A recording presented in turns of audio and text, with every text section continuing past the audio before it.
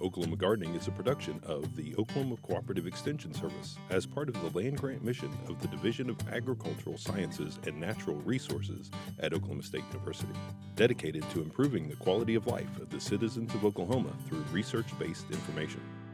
Underwriting assistance for our program is provided by the Oklahoma Department of Agriculture, Food, and Forestry, helping to keep Oklahoma green and growing. Today on Oklahoma Gardening, it's the day we've all been anticipating as it's finally time to plant our tomatoes and other warm season crops. We follow our soil sample through the OSU lab, and Jen Olson is here to discuss cedar apple rust.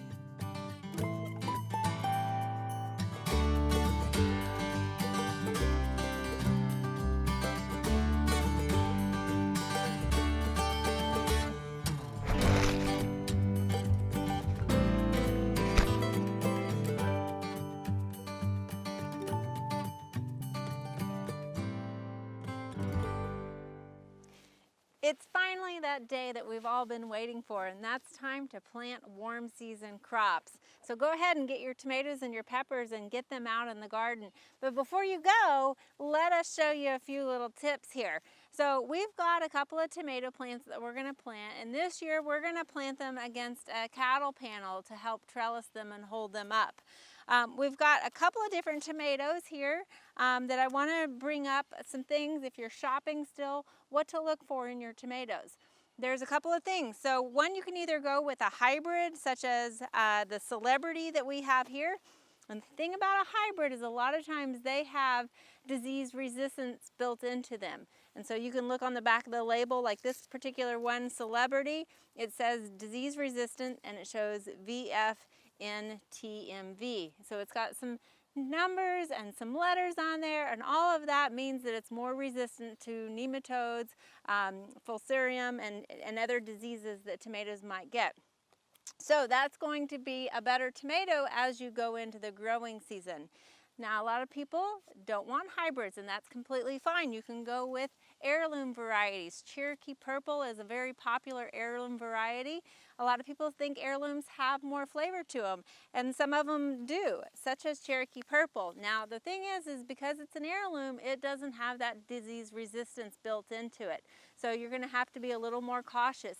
If you know you have soil nematodes, then that's going to be a problem for certain tomatoes without that resistance. Now, also on your label, look and see if it says indeterminate or determinate.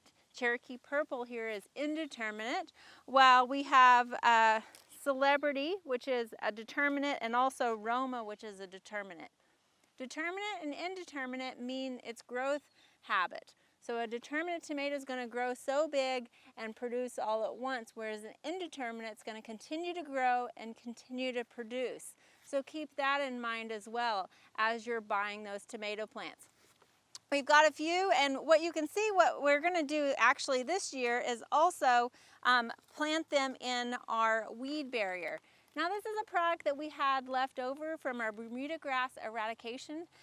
This is a paper weed barrier that we've used landscape staples to hold it down. Now, this is a pretty simple product to install. You just roll it out. This particular one came in 2-foot widths, which is just shy of our bed here. So we're going to go ahead and put some mulch straw to cover that bare soil on the edges. But this will help prevent some of those weeds from growing up. Now, this particular bed, if you remember, we actually tilled in our tillage radish cover crop. So we've got that worked into that soil, and we have our drip irrigation underneath there. Now, be mindful when you're putting in those T-posts of where your irrigation line is. So at this point, our bed is all prepped and we're ready to plant our tomatoes. So to do that, we're just going to cut a little bit of a X in our paper, tear a little bit of a hole, and then we're going to dig some of that soil out or push it out of the way, and then we'll be able to get our plant in there.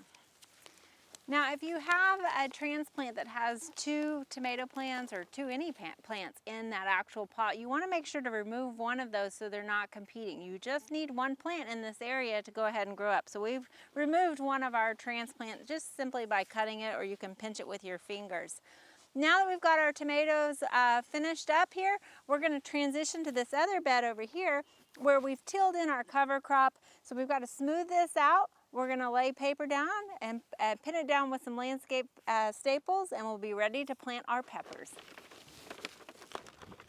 So now that we have our peppers planted, you can see that there's a fair bit of wind out here. And so depending on if you've hardened off your vegetables or your transplants, they might not be used to that wind. So we have a couple of techniques that you can do to protect your new transplants as they're going out into the garden. And one of those is to use a simple tomato cage that we've wrapped in saran wrap here. So we're going to go ahead and place this over our pepper plant and feed our pepper plant up into that protected area that's wrapped in plastic. Now this is going to serve two purposes. Not only is it going to protect it from those winds that we have all across our state, but it's also going to help protect it if we have some of those mild nights that we know we can still get even after April 15th. So you can use plastic wrap, or there's another product called Wall of Water, and this simply is a plastic circle that you can put over your plant, and it has several cells that you can fill up with water, and so that creates that greenhouse effect, and it sort of will stand up on its own, or you can fold it to kind of close it up and encase that heat there and protect that plant also. So these are just a couple of ways, because we know that even if you wait till April 15th, a lot of times our Oklahoma temperatures will still dip down, and so these were a couple of techniques to protect your plants and get them established early in the season. At this point, our plants are planted, so we just are going to finish our edging with a little bit of chopped straw and water our plants in, and soon it will be time to harvest.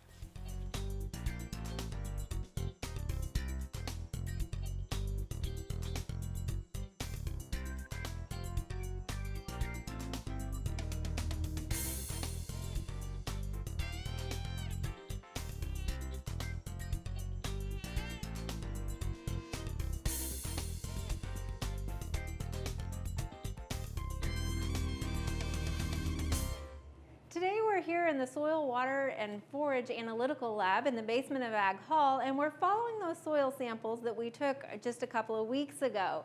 And joining us today is Kendal Henderson, who is the Soil Lab Manager. And Kendal, thank you for joining us, and we're excited to kind of see the process that happens with those soil samples. So you guys get a lot in on a daily basis. We do. We get hundreds of samples on a daily basis. And so those are mailed to you typically, I assume, from the extension offices? Yes, exactly. So what happens when they arrive here? So once they arrive here, they come in these UPS boxes usually. And what we do is we take them out of the box and we make sure that they're labeled correctly, that they have the barcode that you placed on them, and then they have a test marked. So once we verify that, we lay them all out on this table and we assign it a lab ID number, and then that gets married in our computer system, and then from there we put them in the oven overnight, and then in the morning they're ground on our soil grinder, and then they go into the lab for further processing. Okay, so you really dry them down and then get them into a fine particle so that they can go through all the other aspects. So where does the other stuff take place?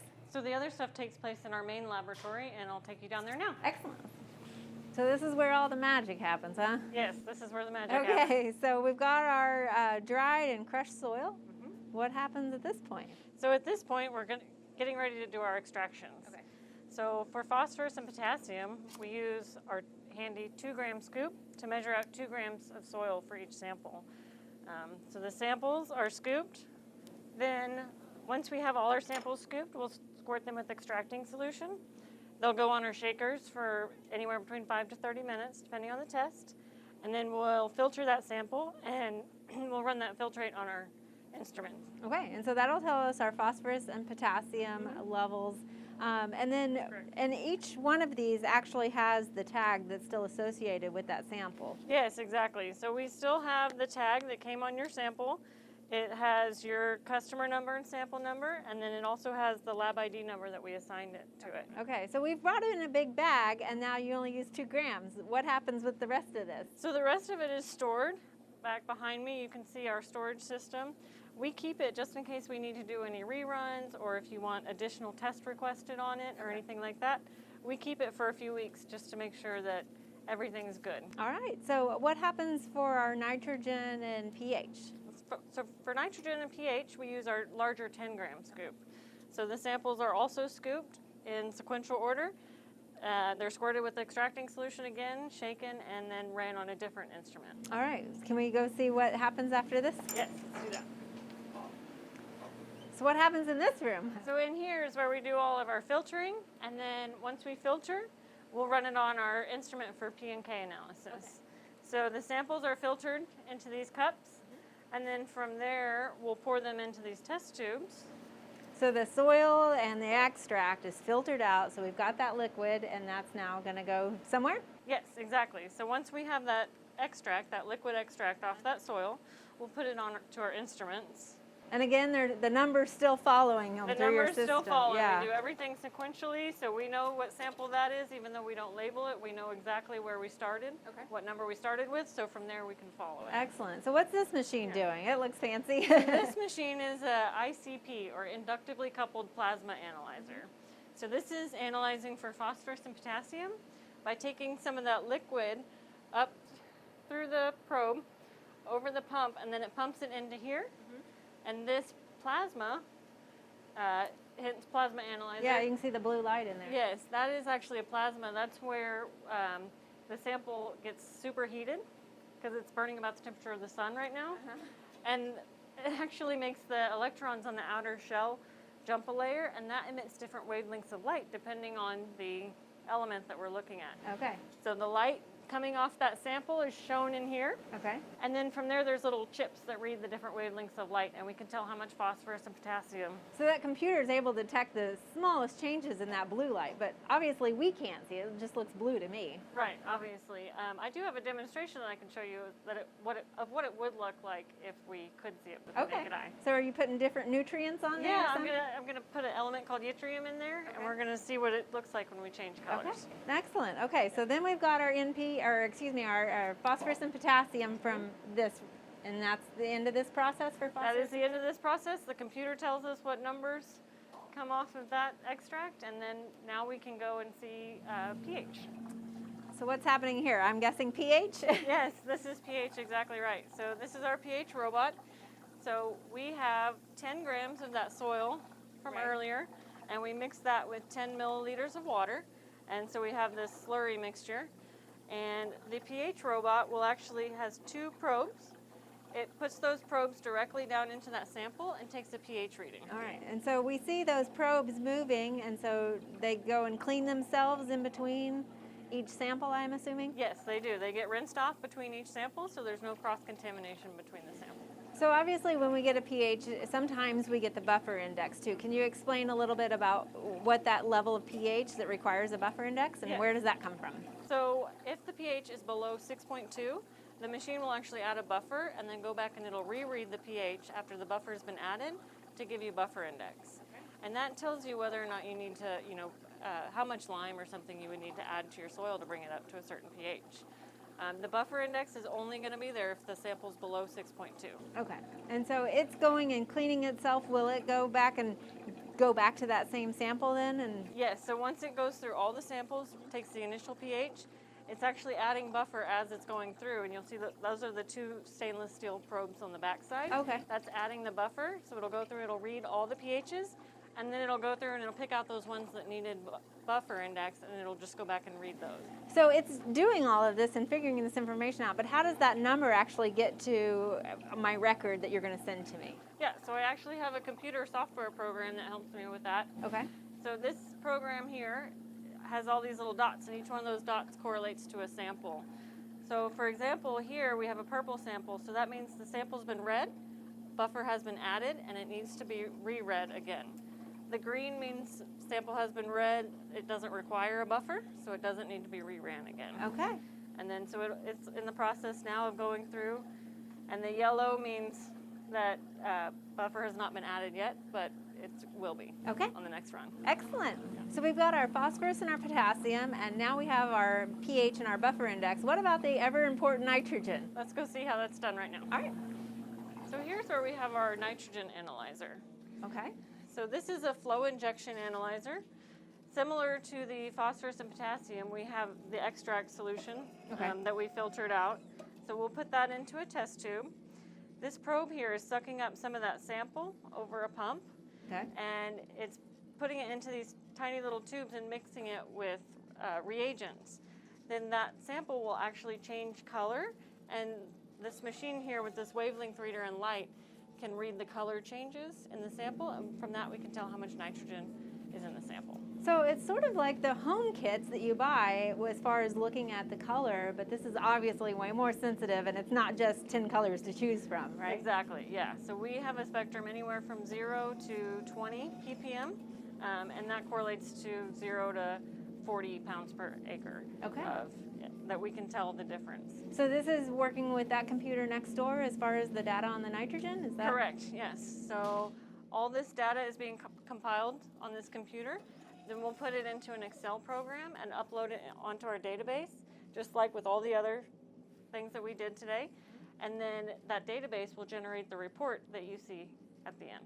Excellent. So, I mean, how many samples do you guys do? You get a lot in every day, and this is constantly going, it seems like. Yes, it seems like it's constantly going. We do an average about 100 to 200 samples a day. That's just soil. But we do 60,000 samples a year, and about 30,000 of those are soil. Oh my goodness. So I know you run a lot of other tests. What are some of those tests that you do? We do a greenhouse media test, and we can tell you what nutrients are in that greenhouse media. And that's been really important here lately, especially for like cannabis growing and stuff like that. And a lot of homeowners do that as well. Okay, so that's important to know. Don't run that through as a routine soil Right, sample. exactly, especially because we use that scoop instead of weighing out each sample. And a media does not weigh as much as a soil, so it's really important to run that as a greenhouse media test and not a soil. And that's the important thing is these machines are calibrated for a certain amount of soil and things like that, and that's why we talk about getting 6 inches of that soil profile for a routine sample, and because it all goes into the accuracy of the information. It does, exactly. You saw that was 2 grams of soil gets all your phosphorus and potassium for that one sample, so it's really important to get a good representation. Excellent. Well, thank you so much, Kendal, for walking us through this. And so after all of this process, of course, we didn't sit and wait for it to dry. We kind of fast forwarded this process, but it usually takes about 7 to 10 days for our report to go back to our extension office. So once we receive the sample, results are actually done within 2 business days. And Okay. that extension office can print off the report as soon as we upload it onto our website. So it's just a matter of getting the sample here sometimes. Yes, that's the longest process usually is the mail. All right. Well, thank you so much. This has been very informative. You're welcome.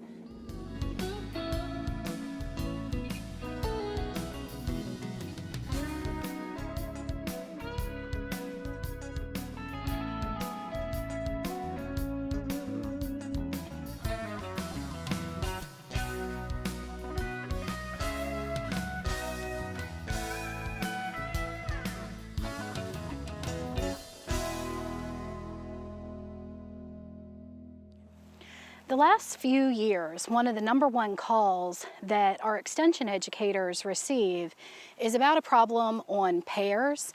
This happens to be an edible pear, but this could also be an ornamental pear problem. If we look at those leaves, you'll notice that there are leaf spots or blemishes, and sometimes it can be excessive. This is actually due to a disease called pear rust. And there are at least 3 different Gymnosporangium species that can cause this type of damage on the pear tree. Just looking at it, we can't tell which of them it is, but the management is the same. Now, I am relatively certain that the infection period for the most common pear rust, Asian pear rust, starts very early in the spring, basically from the time this pear tree put out its first leaf. And for cedar hawthorn rust and cedar apple rust, the timing may be a little bit later in April, possibly even into the first week of May. It's somewhat weather dependent, so in a warmer spring, we may see things a little bit earlier in the month. In a cooler spring, we may see it a little bit later in the month. This disease, the way it got here is I live out a little bit on the edge of the country, and there are a lot of juniper or cedar trees less than a half a mile from me, and these cedar trees will produce different types of rust galls. So this is the rust gall of cedar apple rust. They are the biggest. This one's still just a smaller version of cedar apple rust. We also have cedar hawthorn rust, which is still that circular shape, but a lot smaller. And then this one that is a little bit less obvious, I believe, is Japanese or Asian pear rust. This is a newer rust that we've only found in Oklahoma the past few years, so we don't know a lot about it in the sense that this is probably the first year where I've seen noticeable lesions on the cedar trees. In the early part of the spring, so late March or April, these areas on the cedar start to wake up and are exuding these orange masses. So these are the rust spores, the fungal spores that are going to blow to the alternate host, which is pear, apple, hawthorn, quince, many plants that are in the Rosaceae plant family. And they land on the leaves and start these infections. So this is what it looks like in mid-April. We will continue to see these lesions enlarge. They may coalesce. A leaf that has a really high number of spots may actually defoliate. The plant may just choose to drop that leaf due to the amount of damage. On leaves that have less damage, you may see those leaves persist all the way through fall. Later in the season, we're going to see that on the underside of the leaves, right now, they're basically little bumps, almost like little blisters or pimples. These are going to, usually in June or July, start to look a little bit different. There will be little projections or tubes that spores are going to tumble out and blow back and infect the juniper or cedar trees, the Juniperus species. The question is, do I need to worry about applying a fungicide for this disease? And it's a little bit unknown in the sense that if this is in fact Asian or Japanese pear rust, we don't know as much about this disease as we do cedar apple rust and cedar hawthorn rust. For those diseases, yes, it is helpful to make a fungicide application in the spring about the time the leaves emerge, or even 10 days after. And the main goal is to protect that foliage from more and more blemishes. As we move into May and June, you're going to notice these shoots are going to continue to expand, and you may notice that the leaves at the top of the branches are blemish-free and the lesions will be further down, just indicating that infection cycle earlier in the year. So once we get out of April, you wouldn't need to make any fungicide applications. For this tree, since it's an edible pear, I do have some pear fruits on here, and I know that it's the time we're filming this, it's still April, so I want to protect those pear fruits. For an ornamental pear, I may not be as worried about that unless you find these lesions just unsightly and want to prevent them. So my goal, if I were to make a fungicide application now, would to protect any new infections, but it's not going to cure what's already has the problem. It's always important when you're thinking about fungicides to identify your pear as either a fruiting edible pear or an ornamental pear. Your choice of fungicides may vary depending on if you're going to be consuming the product or not. And since every garden center may have a different offering, it is better to visit your garden center and communicate with your county extension educator for the best products to use on your trees. These are a couple of the products that you will commonly find in garden centers in Oklahoma. You can also treat the cedar trees, but the time to treat the cedar is in June or July, not early in the spring. We want to wait until those little projections develop on the underside of the leaves. That's the time we're worried about the disease cycling back to the junipers. One other thing about the junipers, they spend about 18 to 20 months is how long these develop on the juniper. So just because you spray this year, it may be 2 years before it's actually realized if that was effective. I also want to point out that different pears may have different susceptibility to rust. I have 3 different edible pears and an Asian pear in my landscape. I think this one is a Bosc. We also have a Bartlett and a Kiefer, and this is definitely the most severely affected. Some of the other pears that we have a lot less damage.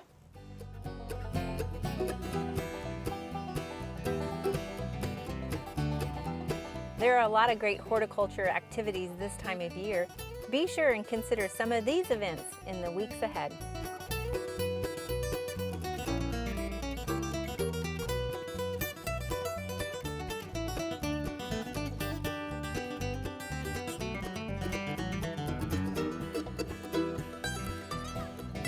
Next week on Oklahoma Gardening, we take a look at how the OSU campus has changed over the past 12 years, and we'll have some special guests you won't want to miss.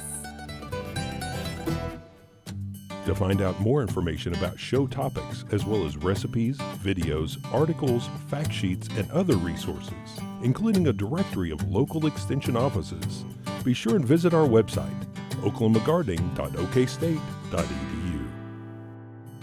And we always have great information, answers to questions, photos, and gardening discussions on your favorite social media as well.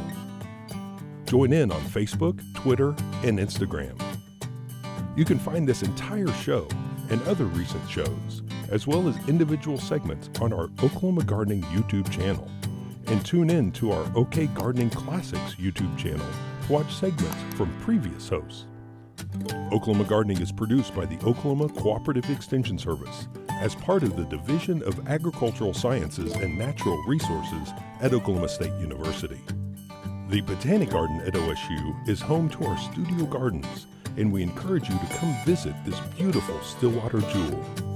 We would like to thank our generous underwriter, the Oklahoma Department of Agriculture, Food, and Forestry. Additional support is also provided by Pond Pro Shop, Greenleaf Nursery and the Garden Debut Plants, the Oklahoma Horticultural Society, and the Tulsa Garden Club.